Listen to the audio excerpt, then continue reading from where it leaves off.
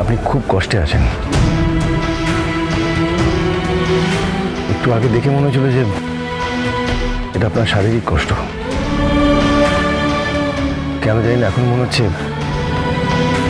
তার থেকে অনেক বড় কিছু।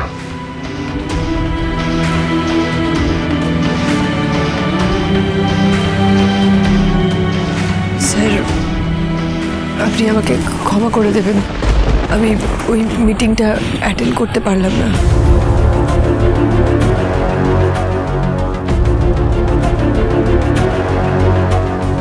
মিসেস সেনগুপ্ত, মানুষের কাজ তার জীবনের থেকে, তার কষ্টের থেকে বড় হতে পারে না।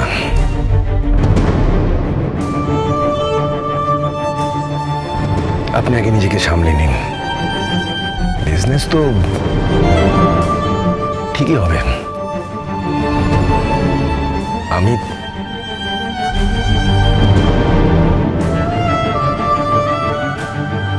এখানে আপনার যতক্ষণ মন চায় আপনি বসুন।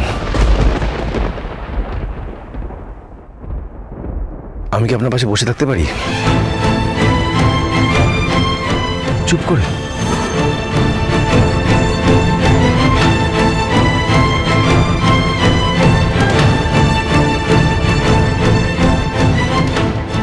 ওনার ব্যাপারে আমি যতই বলি সেটা কম হবে।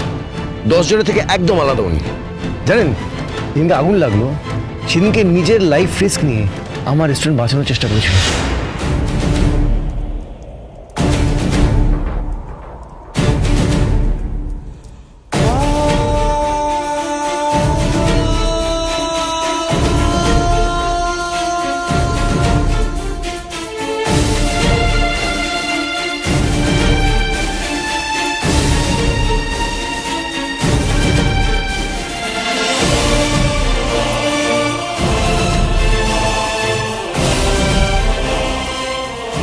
আজ এত বছর পর তুমি এভাবে ফিরে এলে দীপা।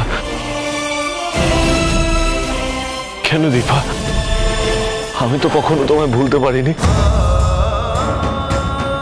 তোমার কথা আমি সব সময় মনে করে গেছি। আর আজকে এরকম ভাবে চলে গেলে, আমার সাথে একবার কথা পর্যন্ত বললে না। আমি তো তোমাকে ফিরিয়ে আনতে গিয়েছিলাম, তুমি আসোনি। তোমার এতটাই যে তুমি আসোনি, তুমি আজকে আমাকে ছেড়ে চলে গেলে। কি করবো বলো? সেই সময় আমার জীবনের একটাই তাগিদ ছিল শুধু, সোনামাকে বাঁচানো, ওকে সুস্থ করে, ওকে বড় করে তোলা। আমি তাই তোমাদের সবাইকে ছেড়ে চলে এসেছি এখানে। দীপা, আমি জানি না আমি তোমাকে রূপাকে কোনোদিনও ফিরে পাবো কিনা, তবে আমি এটুকু জানি দীপা, তোমাদের ছাড়া আমার জীবন বিষণ্ণ। আমার জীবনটা শেষ হয়ে গেছে তোমাদের ছাড়া। আমি মরেই বেঁচে আছি। সবই তো ভালো ছিল আমাদের মধ্যে। ভগবান, কেন কেন সবটা এলোমেলো হয়ে গেল?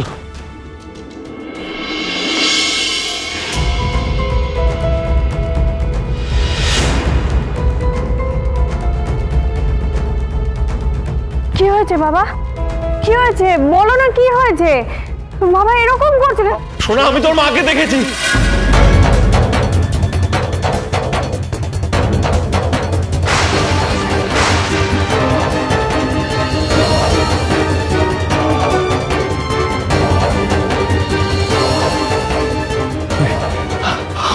আমার সাথে দীপার দেখা হয়েছে। আমি ঠিক ছিলাম, আমি জানতাম তো ও এখানে আছে।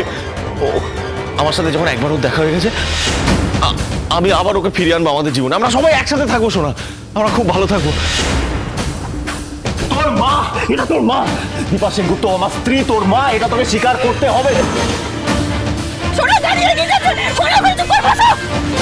বাবা, বাবা খবরদার, বাবা খবরদার। ওই মহিলার সাথে তুমি কোনো রকম যোগাযোগ করবে না, কোনো রকম যোগাযোগ করবে না।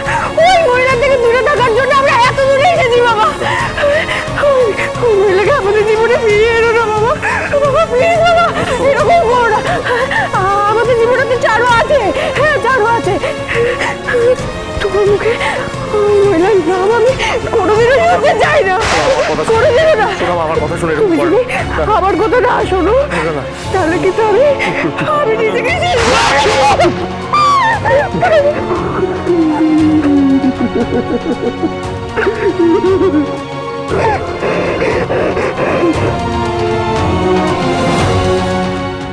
স্যার আমরা এখানে কেন আসলাম?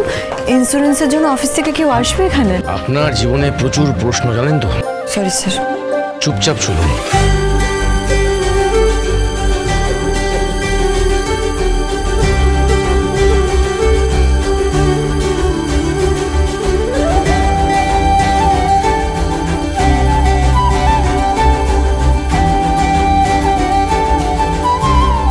স্যার এত তাড়াতাড়ি এত কিছু কি করে পসিবল হলো?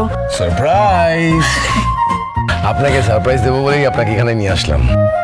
সারা রাত জেগে সারা দিন এরা যতটা পেরেছে এরা ঠিক করার চেষ্টা করেছে, এখন অনেক কাজ বাকি আছে, কিন্তু যতটুকু করেছে সেটা আপনাকে দেখাবো বলেই আপনাকে নিয়ে আসলাম। দেখলে আপনার মনটা ভালো হয়ে যাবে তাই ভেবে। এখন আপনার যদি মন ভালো না, আপনি কি করে বলছেন আমার মন ভালো হবে না? আমি খুব খুশি হয়েছি, খুব। স্যার তাহলে চলুন কাঁচি দিয়ে ফিতে এবার কেটে দিন। আমি? হ্যাঁ আপনি কাঁচি দিয়ে কাটবেন আর আমরা সবাই ঢুকবো। না না, আজকে উনি কাটবেন, কারণ সেদিন উনি না থাকলে। না না না স্যার, আপনি থাকতে আমি কেন? বড্ড বেশি কথা বলেন আপনি, যেটা বলছি সেটা করুন, কাটুন।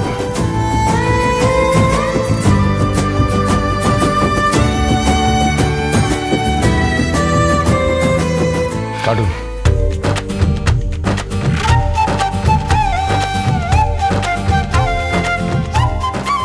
চলো আজ আমরা আবার সব নতুন করে শুরু করি। আপনি চলুন প্লিজ।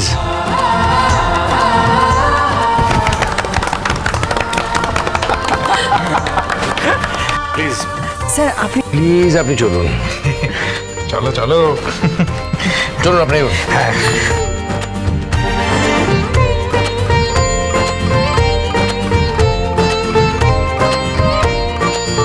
স্যার আমি কিন্তু এখন আমার প্রশ্নের উত্তর পেলাম না। এত তাড়াতাড়ি এত কিছু পসিবল হলো কি করে, তাই তো?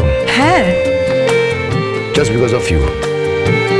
আপনি আমাকে বলেছিলেন না সিসিটিভি ফুটেজ চেক করার জন্য, আমি সেটা আমাদের ইন্স্যুরেন্স কোম্পানিকে বললাম, তারা সিসিটিভি ফুটেজ চেক করলো, চেক করে বুঝতে পারলো যে এই পুরোটা শর্ট সার্কিট থেকে ঘটেছে, আমাদের কোনো ফল্ট নেই। তাই ওরা আমাদের ক্লেমের কিছু টাকা ডিসবার্স করলো, আর সেটা দিয়েই। স্যার সবই ঠাকুরের আশীর্বাদে। আচ্ছা এভাবে দাঁড়িয়ে থাকলে চলবে? চলো বাকি কাজগুলো তাড়াতাড়ি সেরে ফেলি। চলো চলো টেবিলগুলো গোছাও।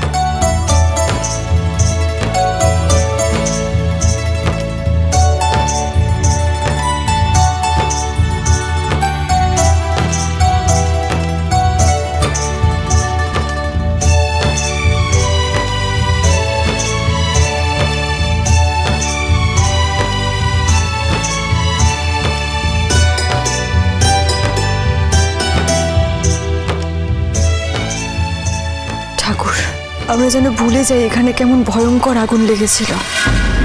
কিন্তু যে আগুন তুমি আবার জীবনে লাগিয়েছো তা আমি কি করে বলি? 5 বছর হয়ে গেল মা।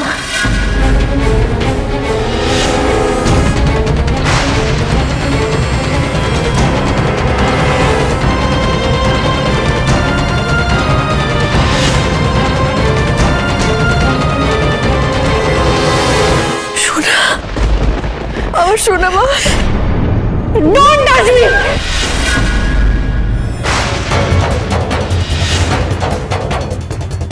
তুমি আমাদের জীবন থেকে চলে যাও। I hate you, I hate you, I hate you! তোমাকে আর আমাদের জীবনে কোনো প্রয়োজন নেই। আর বাবা অন্য কাউকে পেয়ে গেছে, তাকে খুব শিগগিরই বাবা বিয়েও করবে।